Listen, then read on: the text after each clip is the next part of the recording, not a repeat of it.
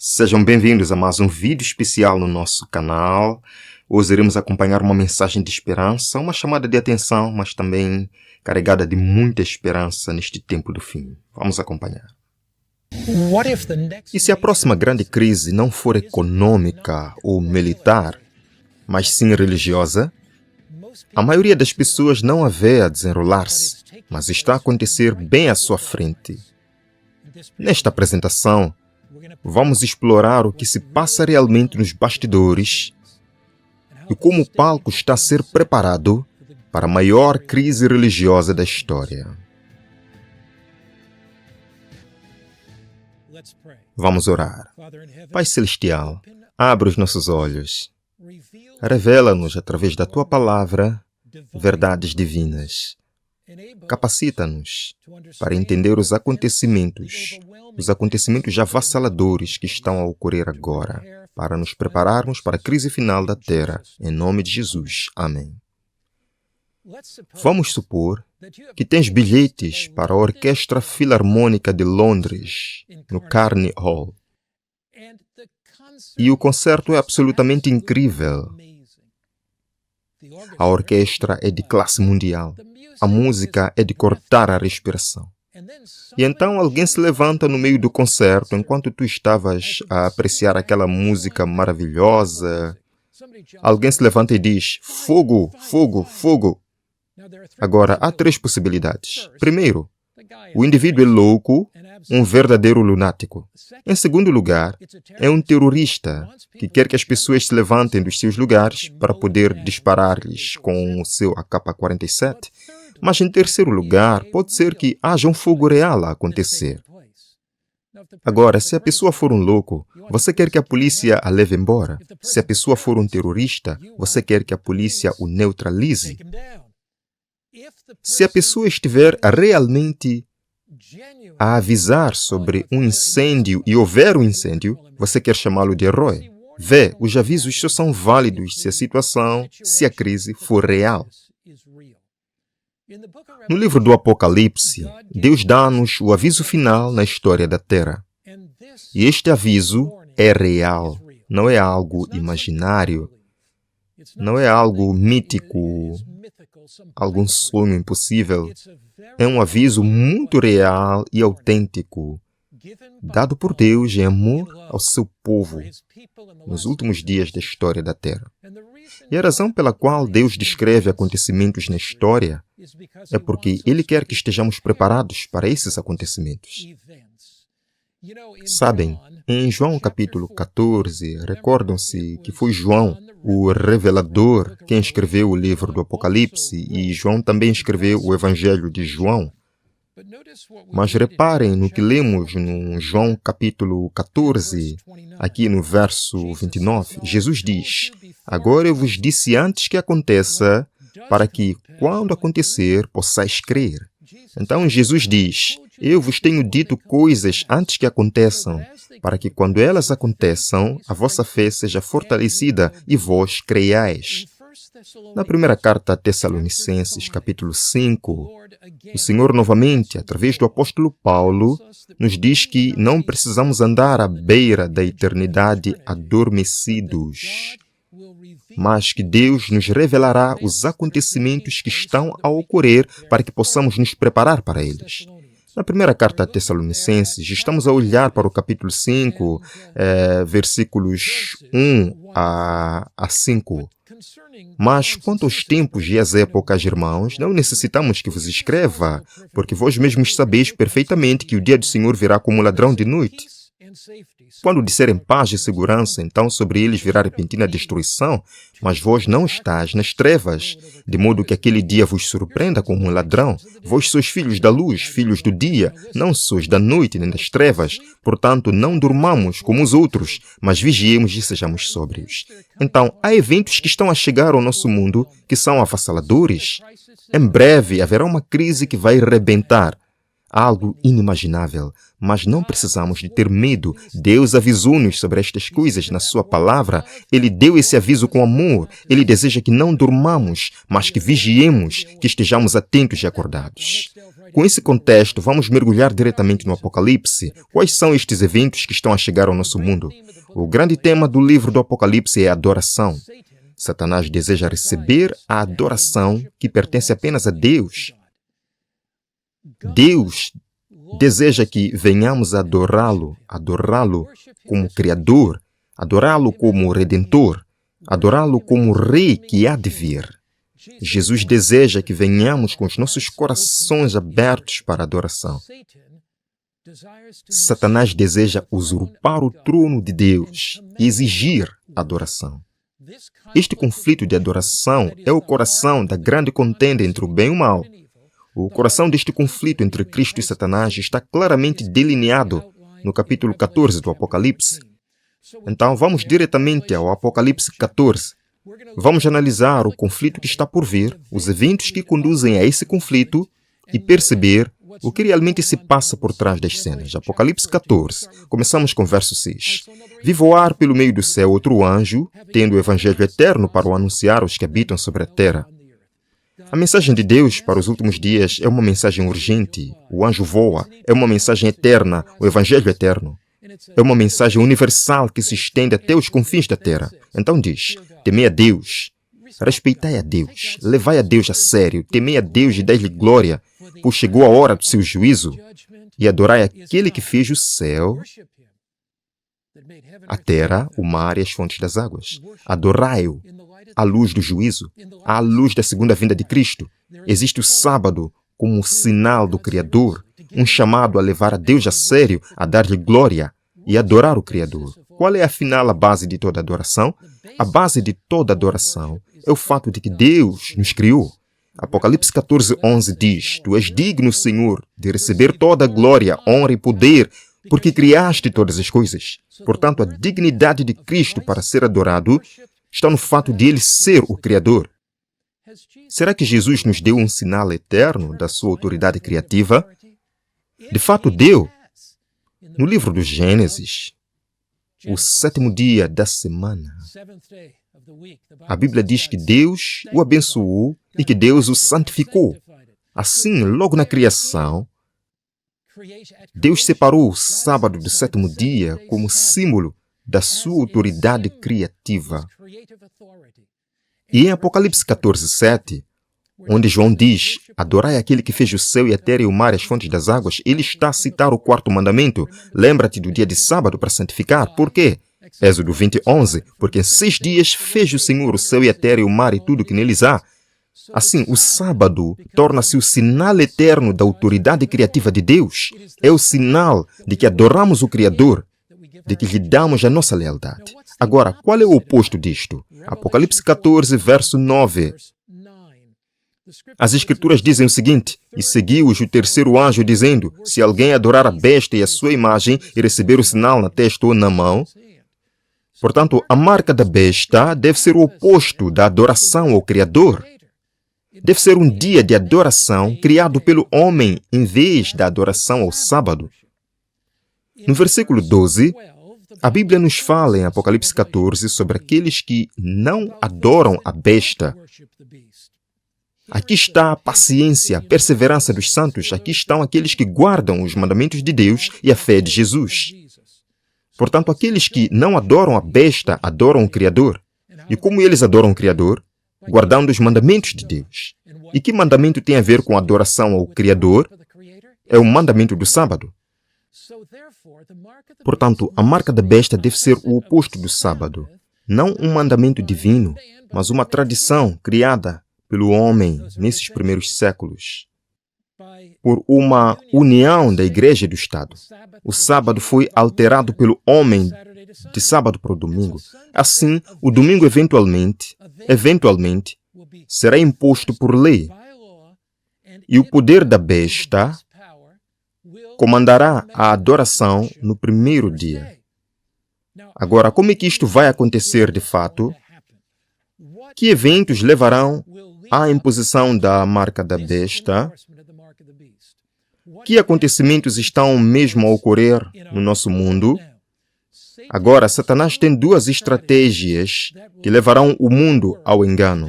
Estratégia número 1. Satanás usará milagres, sinais e prodígios realizados através de manifestações espiritualistas num falso avivamento religioso. De fato, reparem em Apocalipse 13:13. Ele faz grandes prodígios, de modo que faz descer fogo do céu à terra à vista dos homens e engana-os. Fogo descendo do céu. Pense nisso. O que isso significa simbolicamente? Fogo descendo do céu. Quando é que a Bíblia menciona o fogo pela primeira vez? O que simboliza o fogo? Bem, a primeira menção de fogo, Gênesis. Adão e Eva deixam o jardim e os anjos estão ali, com uma espada de fogo representando a presença de Deus. Lembra-te também que Moisés sobe ao monte e ele aparece no meio da glória, o fogo de Deus. Lembra-te igualmente que no santuário, quando Moisés constrói o santuário, no meio dos dois anjos, no lugar santíssimo, está a glória do Shekinah, o fogo de Deus. Elias ora, o fogo desce de Deus do céu. Em cada caso, o fogo representa a presença de Deus. No Novo Testamento, em Atos capítulo 2, línguas de fogo, a presença de Deus revelada pelo Espírito Santo.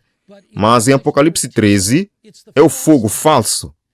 Em Apocalipse 13, é a falsa manifestação da presença de Deus através de um falso movimento de línguas, através de falsos avivamentos que varrem o mundo cristão. Portanto, existem milagres. Agora, reparem quando Jesus fala sobre os últimos dias da história da Terra, em Mateus 24, verso 24. Jesus falando sobre os últimos dias, Mateus 24:4 diz: porque surgirão falsos cristos e falsos profetas e farão sinais e maravilhas prodigiosos, de modo a enganar, se possível, até os eleitos. Falsos milagres. Os cegos possam ver, os doentes são curados. Pode o diabo operar milagres? De acordo com a Bíblia, pode. Estes são falsos milagres que o diabo utiliza. Há uma declaração maravilhosa no livro Grande Conflito, página 588, e eu leio: à medida que o espiritismo imita mais de perto o cristianismo nominal da época, tem maior poder para enganar e aprisionar. Por meio de qual agência? Espiritismo. Serão feitos milagres. Os doentes serão curados. E muitas maravilhas inegáveis serão realizadas. Então, qual é a estratégia do diabo para unir a igreja e o Estado, para levar as pessoas a adorar um dia falso de culto contrário à Bíblia? Qual é essa estratégia neste sentido? É operar sinais e maravilhas, milagres, num falso avivamento religioso que leva pessoas de diversas fés a um movimento de unidade.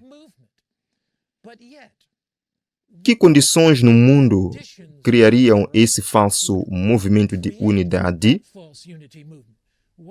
Quais são algumas dessas condições que acontecem? Bem, Jesus diz em Mateus 24 que haverá fomes, terremotos, incêndios, inundações. Ele também diz em Lucas 21 que haverá grandes sinais nos céus. Agora, ouça o comentário de Ellen White sobre isso, no Grande Conflito, página 589 e 590. Enquanto se apresenta os filhos dos homens como um grande médico que pode curar todos os seus males, lemos isso, não lemos? O diabo fará sinais e prodígios. Ele trará doença e desastres às cidades populosas até que fiquem reduzidas a escombros. Mesmo agora, ele está a agir em acidentes e calamidades por mar e terra, em grandes incêndios. O que é isso? Incêndios, em tornados e terríveis tempestades de granizo, em tempestades, inundações, ciclones, tsunamis e terremotos. Em todo lugar e de mil formas, Satanás exerce o seu poder. Ele arrasta a colheita que está a amadurecer e a fome e o sofrimento seguem-se. Ele impregna o ar com uma contaminação mortal e milhares perecem devido à peste. Estas visitações tornar-se-ão cada vez mais frequentes e desastrosas. Então aqui está a estratégia do diabo. Por um lado, sinais, prodígios, milagres. Por outro lado, desastres naturais, calamidades, guerra, conflitos. Então, à medida que as pessoas veem esses desastres naturais, calamidades, conflitos e guerras, conflituosidade, ao verem isso dirão: Precisamos de mais religião. Bem, precisamos de mais fé. O que vai unir o mundo? Como é que isso deve ser o julgamento de Deus sobre o mundo, porque nos tornamos maus, nos tornamos imorais, o nosso mundo está cheio de crime, precisamos de unir as pessoas para curar a nossa terra. Falso avivamento religioso, por um lado. Conflito, desavenças, por outro. E o que se torna o veículo para unir as pessoas?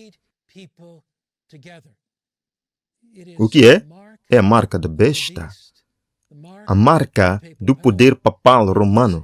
É um dia comum de adoração. Em oposição ao dia de adoração de Deus, a adoração ao Criador. Falsos avivamentos e calamidades terão ambos um efeito unificador sobre aqueles que são enganados. Satanás usa falsos avivamentos e calamidades para provocar grande destruição e também uma grande unidade que depois será direcionada contra um inimigo comum. Ouça, grande conflito 590 novamente. E então o grande enganador, quem? O grande enganador, convencerá os homens de que aqueles que servem a Deus estão a causar estes males. A classe que provocou o desagrado do céu atribuirá todos os seus problemas àqueles cuja obediência aos mandamentos de Deus é um contínuo reprovo para os transgressores. Será declarado que os homens estão a ofender Deus pela violação do sábado dominical, que este pecado trouxe calamidades que não cessarão até que a observância do domingo seja rigorosamente aplicada e que aqueles que apresentam as exigências do quarto mandamento, destruindo assim a reverência pelo domingo, são perturbadores do povo, impedindo a sua restauração ao favor divino e a prosperidade temporal. Então, estas verdades do livro do Apocalipse de adorar o Criador colocarão o povo de Deus em perigo nos últimos dias da história da Terra.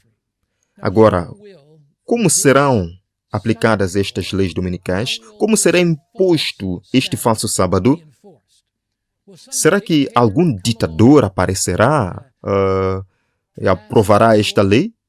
Será que o Papa de Roma vai dizer, sim, vamos exercer pressão? Como é que isto vai realmente acontecer? Certamente os líderes civis e os líderes religiosos concordarão. Mas a próxima afirmação pode surpreender-lhe. Diz no livro Grande Conflito, página 592, governantes e legisladores, para garantir o favor do público, cederão à exigência popular de uma lei que impõe a observância do domingo. Portanto, não é algum ditador, nem algum líder religioso. Claro, líderes políticos e religiosos irão unir-se. Mas o que isso disse? Os legisladores cederão a que exigência? A exigência popular. Então, de onde virá essa ênfase, esse desejo por uma lei nacional de domingo? Virá do povo. O povo verá as calamidades, os conflitos, as guerras, as discórdias. Eles verão isso acontecer. E o resultado disso, irão então exigir uma lei no contexto de um falso avivamento para unir tudo, para trazer paz mundial. Exigirão isso dos líderes religiosos e políticos que querem garantir o favor do povo. Líderes políticos e religiosos irão unir-se. Agora, quando falamos sobre a implementação da marca da besta, mesmo em Apocalipse capítulo 13, encontramos aquilo que eu chamaria de uma magnitude crescente na aplicação da lei dominical. Encontramos isto em Apocalipse 13. Lembram-se, em Apocalipse 13, aqui, começa por dizer que fala do poder da besta a surgir de Roma. E diz no versículo 15 que lhe foi concedido dar fôlego à imagem da besta, para que a imagem da besta pudesse falar e causar que todos os que não adorassem a imagem da besta fossem mortos. Certo, há um decreto de morte. Mas depois diz que ele faz com que todos, pequenos e grandes, ricos e pobres, livres e escravos, recebam a marca na mão direita ou na testa. A mão é um símbolo de coerção, pressão. A testa é um símbolo de pensamento, pensamento intelectual.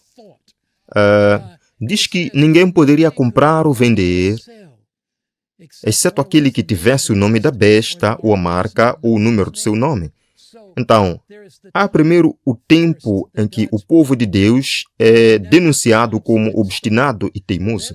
Depois há o tempo em que são subornados ou persuadidos, tentam ser convencidos. Depois há o tempo em que ocorre um boicote econômico. Depois há um tempo de prisão.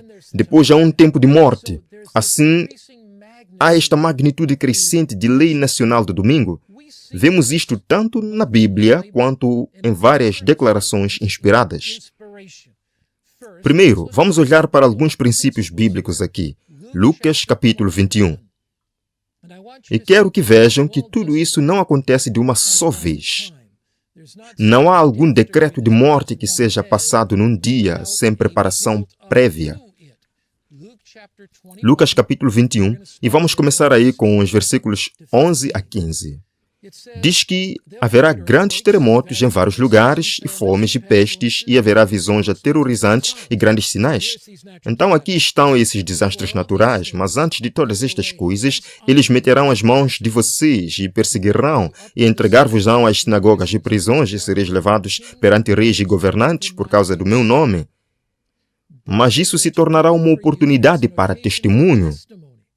Portanto, decidam em vossos corações não meditar com antecedência sobre o que responderão. Eu vos darei boca e sabedoria diante dos vossos adversários. Então Deus diz, no início,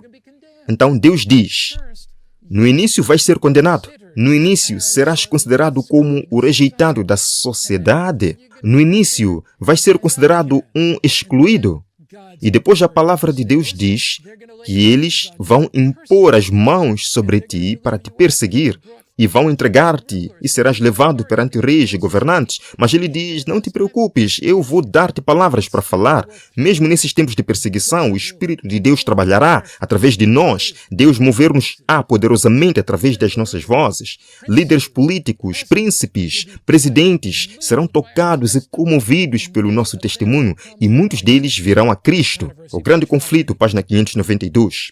Aqueles que honram o sábado bíblico serão denunciados como inimigos da lei e da ordem, como responsáveis por destruir os limites morais da sociedade, causar anarquia e corrupção, atrair sobre a terra os juízos de Deus. Os seus escrúpulos de consciência, aqui está, serão classificados como obstinação, teimosia e desprezo pela autoridade. Serão acusados de insatisfação para com o governo.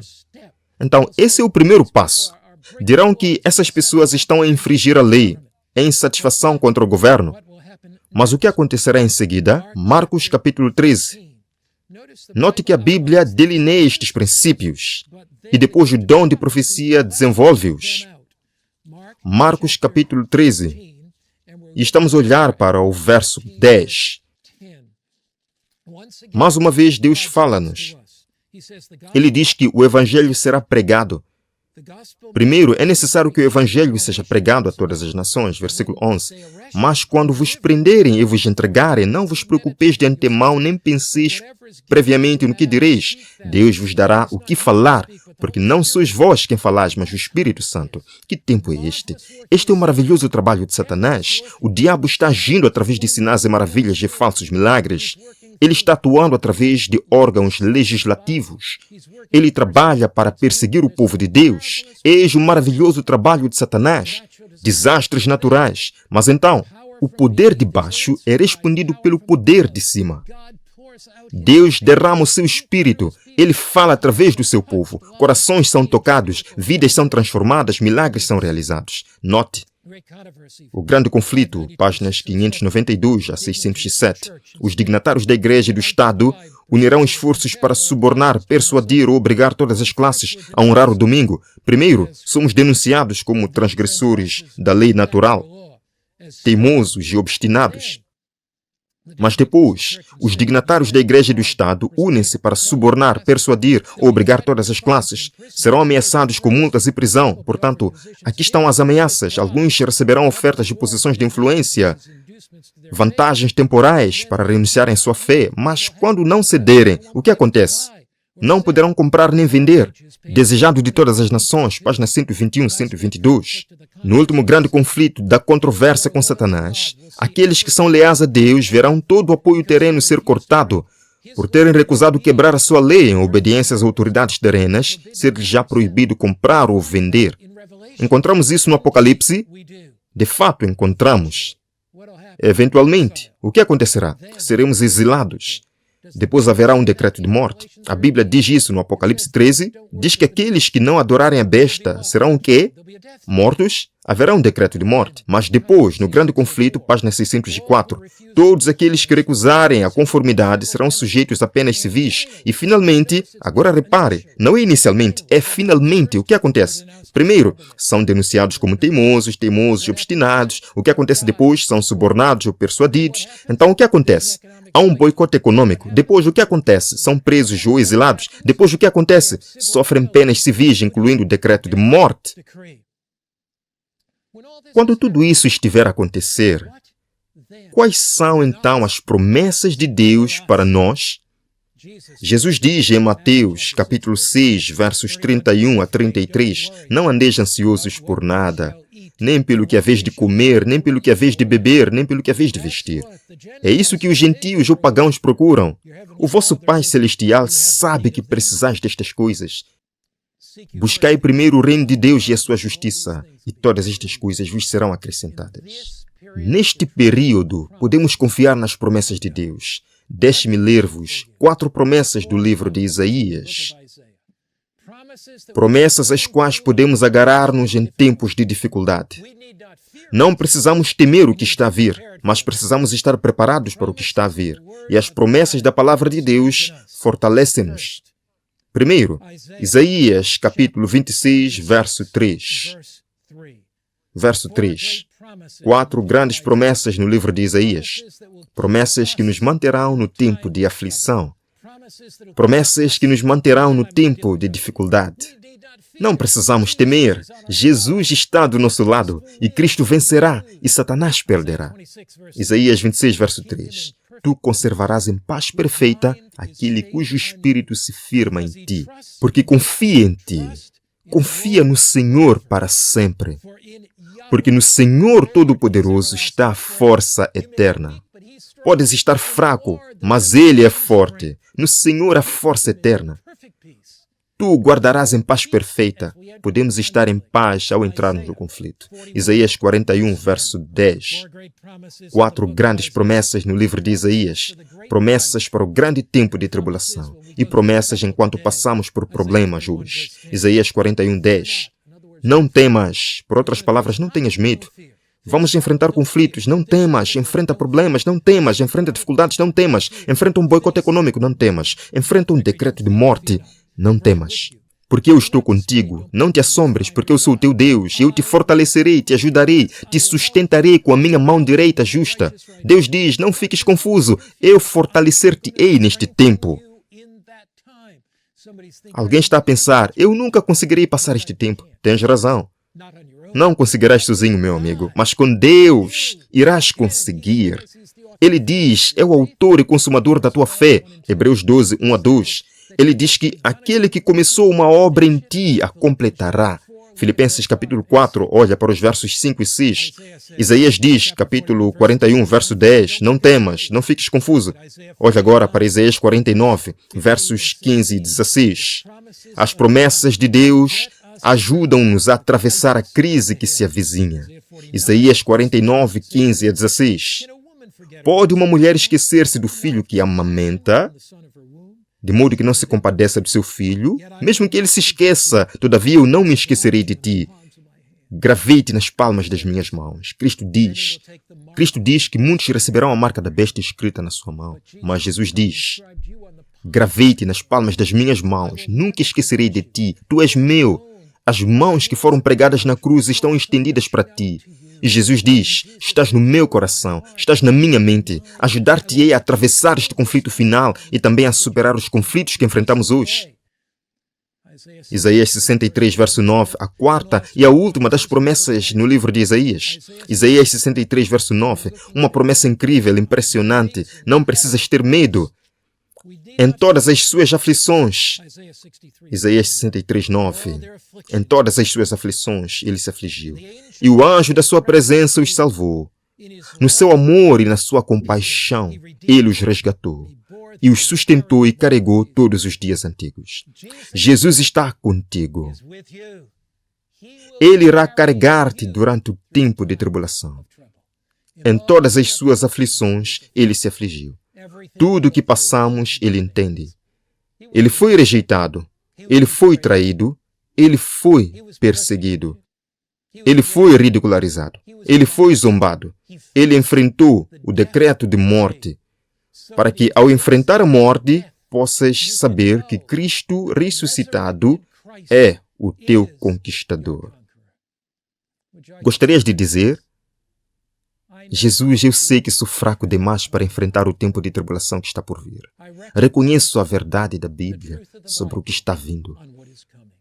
Compreendo este conflito, Senhor, e quero ser fiel a Ti. Gostarias de dizer: Jesus, quero ser fiel?